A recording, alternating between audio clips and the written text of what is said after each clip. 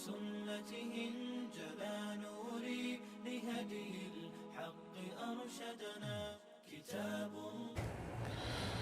السلام علیکم ورحمۃ اللہ وبرکاتہ بسم اللہ الرحمن الرحیم والحمد للہ رب العالمین والصلاة والسلام علی نبینا محمد افضل البشر اجمعین والتابعین له بإحسان الی یوم الدین اللہم اجعلنا من هؤلاء الموفقین یا رب العالمین۔ حضرات خواتین اور معزز سامعین، آج کا ہمارا موضوع ہے کہ اللہ کے غیظ و غضب سے بچیں، اور سابقہ قوموں کے واقعات اللہ رب العالمین نے قرآن کریم میں بتائے بھی اسی لیے ہیں کہ ان سے ہم عبرت حاصل کریں، ہم ان سے سبق اور لیسن اور درس لیں، تاکہ جو جرائم اور نافرمانی کر کے وہ اللہ تعالیٰ کے غیظ و غضب کا شکار ہو چکے ہیں اس سے ہم بچیں۔ اللہ تعالیٰ سے دعا ہے کہ اللہ ہمیں بچائے۔ اللہم انا نعوذ برضاک من سخطک و بمعافاتک من عقوبتک۔ آج کا ہمارا جو درس ہے یہ سورہ البقرہ کی آیات تقریباً 89 سے لے کر 91 ان آیات پر مشتمل ہے، اور ان آیات کی تلاوت، ترجمہ اور مختصراً تفسیر، پھر اس میں ہمارے لیے دروس کیا ہیں، وہ ہم انشاءاللہ العزیز آپ کے سامنے رکھنے کی مستعین باللہ و بتوفیق ہی کوشش کریں گے۔ واللہ ولی التوفیق، اور اللہ تعالی ہمیں اپنے مقبولین، موفقین اور مبارکین بندوں میں سے بنائے، ان میں شامل کرے، اور اپنی توفیق اور اپنی رحمت اور فضل و کرم سے نوازے۔ اللہم انا نسألک علما نافعا رزقا طیبا وعملا متقبلا ربنا علیک توکلنا وإلیک انبنا وإلیک المصیر۔ اب یہاں پر پہلی آیات سے ہم آغاز کریں گے، اور یہ تقریباً موضوع ایک ہی ہے، بلکہ آیت نمبر 91 تک اور کسی حد تک 92 تک، لیکن آج ہم 91 تک یہ دروس رکھیں گے، اور وقت نے ساتھ دیا تو ہو سکتا ہے کہ 92 تک جائیں انشاءاللہ۔ اعوذ باللہ من الشیطان الرجیم، بسم اللہ الرحمن الرحیم۔ وَلَمَّا جَاءَهُمْ كِتَابٌ مِّنْ عِندِ اللَّهِ مُصَدِّقٌ لِّمَا مَعَهُمْ وَكَانُوا مِن قَبْلُ يَسْتَفْتِحُونَ عَلَى الَّذِينَ كَفَرُوا فَلَمَّا جَاءَهُم مَّا عَرَفُوا كَفَرُوا بِهِ فَلَعْنَةُ اللَّهِ عَلَى الْكَافِرِينَ۔ پہلی اس آیت کا حقیقتاً ذیلی عنوان یا سب ٹاپک ہے کہ اللہ کی لعنت کا سبب جانیے اور اس سے بچیے، کہیں اللہ کی رحمت سے محروم نہ ہو جائیں۔ تو اللہ رب العالمین بنی اسرائیل یہود کے بارے میں عموماً اور خصوصاً عہد نبوی صلی اللہ علیہ وسلم کے جو یہود مدینہ تھے، ان کے ملعون اور اللہ تعالیٰ کی رحمت سے محروم ہونے کا یہاں پر ذکر کر رہا ہے، اسباب بیان کر رہا ہے۔ آخر لعنتی تھی کہ بنو قریظہ کے لوگ ایک دن میں سینکڑوں کی تعداد میں تیگ ہوئے، وہی بچے جو نابالغ تھے یا عورتیں تھیں، اور جلا وطن ان کو کیا گیا، اور انہیں اتنا موقع بھی نہ ملا کہ وہ اپنے ساتھ سوائے مختصر سامان زیست کے کچھ لے جا سکیں۔ بنو نذیر کو، یہ بنو قریظہ کو تحقیق کیا گیا، اور بنو نذیر کو جلا وطن کیا گیا خیبر، پھر وہاں سے بھی بعد میں انہیں نکلنا پڑا۔ تو یہاں جانیے کہ یہ اللہ تعالیٰ کی لعنت جب ان پر ہوئی، جیسے اللہ رب العالمین نے کہا فَلَعْنَةُ اللَّهِ عَلَى الْكَافِرِينَ، کہ ان کافروں یہودیوں پر اللہ کی لعنت ہو جنہوں نے جان بوجھ کر حق کو قبول نہیں کیا۔ تو اس لعنت کا نتیجہ تھا کہ ان کو تیگ ہونا پڑا، غداری کے نتیجے میں، بے ایمانی کے نتیجے میں اپنے گھر بار سب کچھ املاک کو چھوڑ کر جلا وطن ہونا پڑا، اور یہ لعنت ان پر عرصہ دراز تک ہوئی، یہاں تک کہ انہی کے شیوے کو مسلمانوں نے اختیار کیا، پھر وہ مسلمانوں پر پڑی جب اللہ یعنی کلمہ گو مسلمانوں پر قومیت اور دیگر بہت سی چیزوں کی وجہ سے جب انہوں نے اسلامی اخوت کو چھوڑ دیا، جس کے نتیجے میں اللہ تعالیٰ نے انہیں جہاں باں بنایا تھا، تو پھر اس ذلیل ترین قوم کو ان پر جب دین اسلام کی تعلیمات کو ترک کر دیا تو ان پر اللہ نے مسلط کیا۔ تو اللہ تعالیٰ کہتا ہے کہ وَلَمَّا جَاءَهُمْ كِتَابٌ مِّنْ عِنْدِ اللَّهِ، جب ان کے پاس یعنی یہود و مدینہ کے پاس بنو قریظہ اور بنو نذیر اور بنو قینقاع، یہ 3 قبیلے تھے مدینہ میں، ان کے پاس جب اللہ کی کتاب آئی، اور وہ کیا ہے؟ قرآن کریم، جو نبی یہ آخر الزمان خاتم الانبیاء و امام المرسلین صلی اللہ علیہ وسلم پر ایک معجزہ خالدہ تا قیامت باقی رہنے والے معجزے کے طور پر نازل ہوا، اور ساتھ ہی نبی صلی اللہ علیہ وسلم کو اس کا اولین امام المفسرین بھی قرار دیا، جس طرح محیمن علی جمیع الکتب امام الکتب یہ کتاب ہے۔ تو اب جب اللہ کی طرف سے قرآن پہنچا، اور یہ قرآن کیا تھا؟ مصدق لما معہم، جو یہودیوں کے پاس نبی صلی اللہ علیہ وسلم بعثت محمدی شریعت محمدی کے بارے میں تھا، نبی صلی اللہ علیہ وسلم کے صحابہ کے بارے میں، تورات میں اسی کی تصدیق یہ قرآن کر رہا تھا، حالانکہ یہ یہودی انہی تورات کی آیات کا سہارا لے کر وَكَانُوا مِن قَبْلُ يَسْتَفْتِحُونَ عَلَى الَّذِينَ كَفَرُوا، تو وہ کیا نبی صلی اللہ علیہ وسلم کی آمد کو کافروں یا مشرکین بت پرست جو پہلے تھے، اوس و خزرج جو بعد میں انصار ہوئے ایمان لا کر، ان کے خلاف کہتے تھے کہ ہمیں نبی صلی اللہ علیہ وسلم کی آمد کے بعد آپ کے دین پر ایمان لانے کی وجہ سے، آپ کی شریعت پر چلنے کی وجہ سے نصرت اور مدد خداوندی ملے گی، نتیجے میں ہم تمہیں قتل کریں گے، اس طرح قتل کریں گے جس طرح عاد ارم کو قتل کیا گیا، ہم پہلے ایمان لے آئیں گے۔ تو مفسرین نے اس واقعے کو تفصیلاً ذکر کیا ہے کہ اسید بن حضیر اور دیگر اوس و خزرج کے جو انصار کے لوگ تھے، جو ایمان لا چکے تھے نبی صلی اللہ علیہ وسلم پر، کہا کہ اے یہودیو، بنو قینقاع، بنو نذیر و قریظہ، تمہیں کیا ہو گیا؟ تم تو نبی صلی اللہ علیہ وسلم کی آمد اور بعثت سے پہلے کہا کرتے تھے کہ ایک نبی آخر الزمان آئیں گے، ہم ان پر ایمان لائیں گے، اور پھر ان کے ساتھ اللہ کی تائید اور مدد سے ہم تمہیں تحقیق کریں گے، اور ہمیں نصرت اور مدد خداوندی حاصل ہوگی، اللہ کی طرف سے ہمیں مدد اور نصرت ملے گی۔ تو کہنے لگے نہیں، وہ جس کی ہم کہہ رہے تھے وہ یہ نبی نہیں ہیں۔ تو اللہ نے کہا کہ تم پر لعنت ہو، تم سب کچھ جانتے ہو کہ یہی نبی ہیں، لیکن اس کے باوجود تم ایمان نہیں لاتے۔ وَكَانُوا مِن قَبْلُ يَسْتَفْتِحُونَ عَلَى الَّذِينَ كَفَرُوا، یستفتحون یستنصرون، یعنی وہ یہ کہتے تھے کہ وہ نبی آنے والا ہے جس کے نتیجے میں ہمیں نصرت اور مدد ملے گی کفار یعنی بت پرستوں کے خلاف۔ فَلَمَّا جَاءَهُمْ مَا عَرَفُوا كَفَرُوا بِهِ،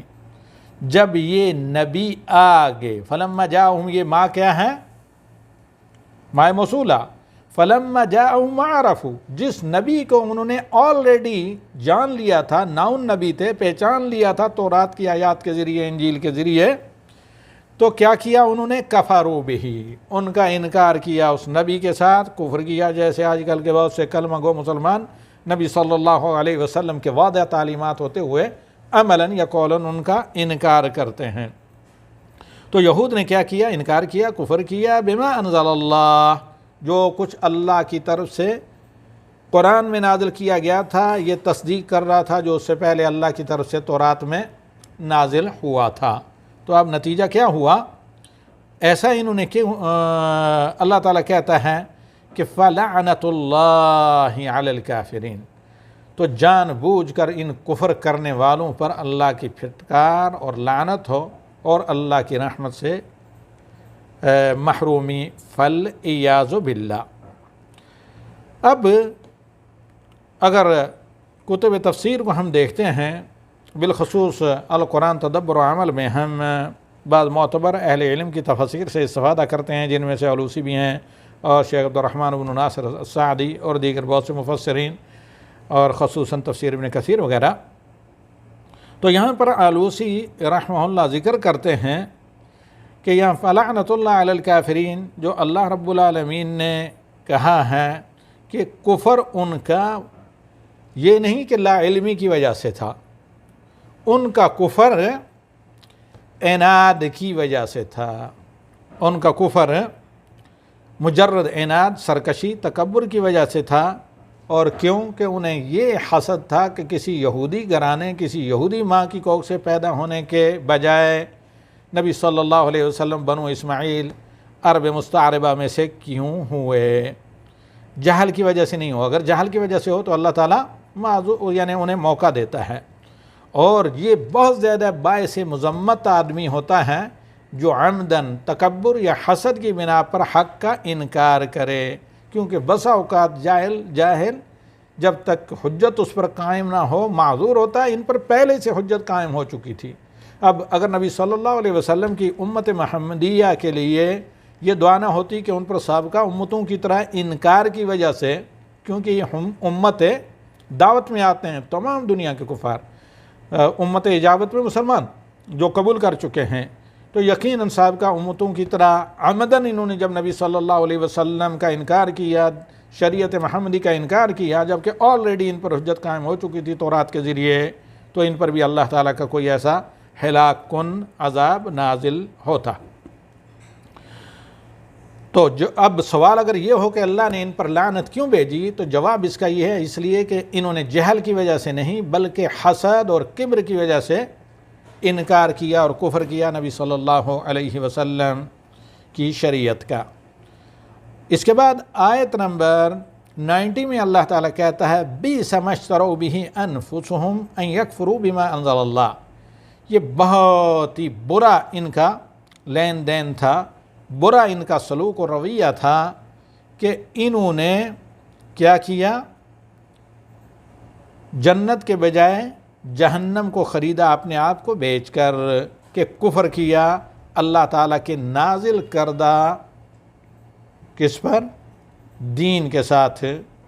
جو شریعت محمدی علیہ صاحب الصلاۃ والتسلیم تھا، اور اللہ کی نازل کردہ آخری کتاب قرآن کا۔ کیوں ایسا کیا؟ پھر اللہ تاکیداً کہہ رہا ہے بغین، بطور ہٹ درمی اور بغاوت کے، کہ اللہ نے اپنے فضل سے محمد پر کیوں نازل کیا؟ جیسے وہ چاہتے تھے بنو اسحاق یعنی بنو اسرائیل میں نبی آنا چاہیے تھا آخری، تو اب اللہ تعالیٰ کہتا ہے کہ انہوں نے بغاوت یہ اس لیے کی کہ اللہ نے اپنے فضل سے محمد کو نوازا جو بنو اسماعیل سے ہیں، جبکہ اللہ تعالیٰ اپنے فضل سے جس پر چاہے رسالت نازل کرتا ہے، علی من یشاء من عبادہ، اپنے بندوں میں سے جس پر چاہے، نہ کہ یہود کی چاہت کے مطابق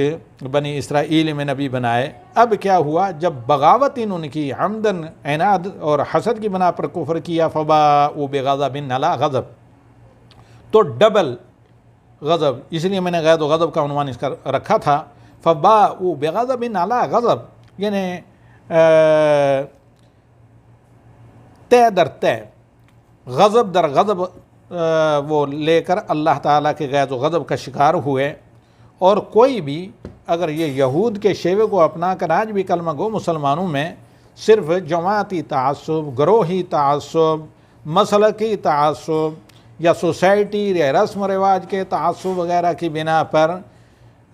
قرآن و سنت کے احکام کو، قرآن و سنت کی تعلیمات کو ریجیکٹ کرتا ہے، فلیعوذ باللہ، تو وہ یہودی کے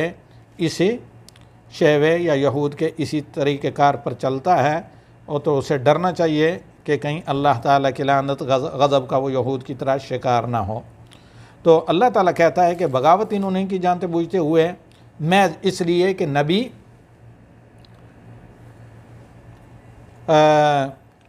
عربوں میں سے یا آل اسماعیل میں سے کیوں ہوا، جو عرب مستعربہ ہیں یعنی آل عدنان، وہ بنو اسرائیل میں سے کیوں نبی نہیں بنا؟ تو اللہ تعالیٰ کہتا ہے کہ ینزل اللہ من فضلہ علی من یشاء عبادہ، کہ اللہ تعالیٰ نے ہم سے پوچھ کر کیوں نہیں بلکہ اللہ نے اپنی مشیت سے یا اپنا فضل اپنے بندوں میں سے کسی اور پر کیوں نازل کیا؟ باءوا بغضب علی غضب وللکافرین عذاب مہین۔ تو یہ اس طرح کے لوگ جو جان بوجھ کر حق کا انکار کرتے ہیں ان کے لیے بہت رسوا کن عذاب ہے۔ تو یہاں پر امام ابن کثیر کہتے ہیں لما کان کفرہم ہوا سبب البغی والحسد سببہ البغی والحسد، چونکہ ان کے کفر کا سبب، برائے کرم میوٹ، ان کے کفر کا چونکہ سبب بغاوت اور حسد تھا، اور جس کا منشا جو تکبر کے نتیجے میں پیدا ہوتا ہے، قوبلوا بالاحیان والصغار، تو اللہ رب العالمین نے ان کو سزا دی، اہانت کی اور ذلت کی، دنیا اور آخرت دونوں جہاں میں۔ امام ابن کثیر رحمہ اللہ کی یہ تفسیر ہے۔ فباءوا بغضب علی غضب، یہاں پر امام سعدی فرماتے ہیں فلعنہم اللہ وغضب علیہم غضبا بعد غضب لکثرت کفرہم، ان کے کثرت کفر کی اور عمدن کفر کے نتیجے میں ان پر اللہ تعالیٰ کا پے در پے غضب و غضب نازل ہوتا رہا، اور ان کے نبی صلی اللہ علیہ وسلم کی نبوت و شریعت میں شک کی وجہ سے، اور پھر ان کے دوسرے جو الاؤنس یعنی اتحادی تھے مشرکین مکہ، ان کے شرک کے نتیجے میں، فلیعوذ باللہ۔ تو خیر اللہ تعالیٰ کہتا ہے کہ ان پر غضب کا سبب ان کا کبر تھا، ان کا حسد تھا۔ اب آیت نمبر 91 میں اللہ تعالیٰ فرماتا ہے وَإِذَا قِيلَ لَهُمْ آمِنُوا بِمَا أَنزَلَ اللَّهُ۔ اب غضب در غضب، ڈبل غضب ان پر کیوں ہوا؟ امام ابن کثیر کہتے ہیں کہ ایک پہلے تو تورات کا علم ہونے کے باوجود تورات کی آیات پر یہ ایمان لانے کا دعویٰ کرتے ہیں، ایک تو جھوٹ بیانی، اور دوسرا اس پر کفر، یعنی تورات کی جو نبوات ہیں نبی صلی اللہ علیہ وسلم کے بارے میں بشارتیں، ان کا انکار کرتے ہیں، کہتے ہیں کہ ہم ایمان لاتے ہیں تورات پر، اور پھر عملاً اس کے ساتھ کفر کرتے ہیں۔ دوسرا جو قرآن کا جو انکار و کفر ہے، اس کی وجہ سے ان پر یا پے در پے اللہ تعالیٰ کا غضب اور غیر غضب نازل ہوتا رہا۔ اب جب انہیں نصیحت کی جاتی ہے وَإِذَا قِيلَ لَهُمْ آمِنُوا بِمَا أَنزَلَ اللَّهُ قَالُوا نُؤْمِنُ بِمَا أُنزِلَ عَلَيْنَا وَيَكْفُرُونَ بِمَا وَرَاءَهُ، جب انہیں کہا جاتا ہے کہ اللہ نے جو نازل کیا ہے تمہیں اس کا علم بھی ہے تو اس پر ایمان لے آؤ، قَالُوا، تو ایسی صورت میں وہ کیا کہتے ہیں؟ انہوں نے کہا نُؤْمِنُ بِمَا أُنزِلَ عَلَيْنَا، ہم تو ایمان لا چکے ہیں جو ہم پر نازل ہوا ہے، یعنی Bible, old testament, new testament, یہود و نصارہ اگر دونوں مراد ہوں، یا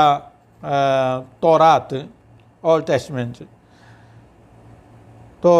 حالانکہ اللہ تعالیٰ کہتا ہے وَيَكْفُرُونَ بِمَا وَرَاءَهُ، اور وہ اس کے علاوہ جو ہے وہ کفر کرتے ہیں۔ اور یہاں پر اللہ تعالیٰ نے یہ تنبیہ کی ہے کہ اگر آسمانی کتابوں میں سے کسی ایک کتاب کا بھی عمومی طور پر اجمالاً جو تحریف ہوئی ہے، ظاہر بات ہے یہ تفصیلی مسائل ہیں، لیکن اجمالاً آسمانی کتابوں میں سے کسی ایک کا بھی کوئی انکار کرے، اللہ کے نبی میں سے کسی ایک نبی کا بھی انکار کرے، تو وہ تمام اسلامی شریعتوں اور تمام انبیاء کے انکار کو شامل اور مترادف ہے۔ اس لیے قرآن میں کہا گیا ہے کہ تمام انبیاء کا وہ انکار کرتے ہیں۔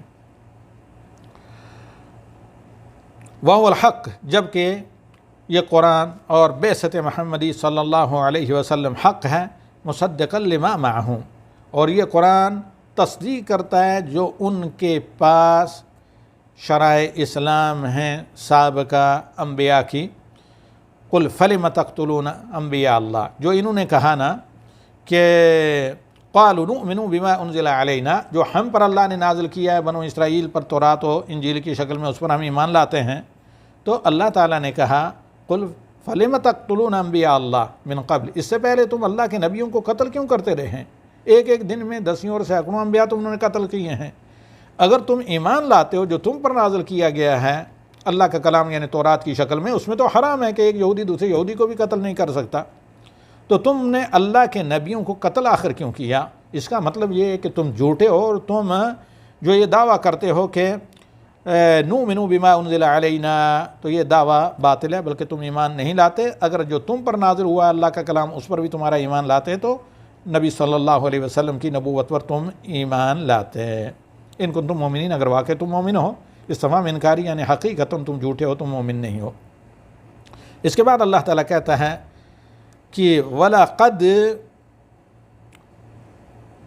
جَاءَكُم مُوسَىٰ بِالْبَيِّنَاتِ ثُمَّ اتَّخَذْتُمُ الْعِجْلَ مِن بَعْدِهِ وَأَنْتُمْ ظَالِمُونَ۔ موسیٰ علیہ السلام تمہارے پاس واضح دلائل لے کر آئے،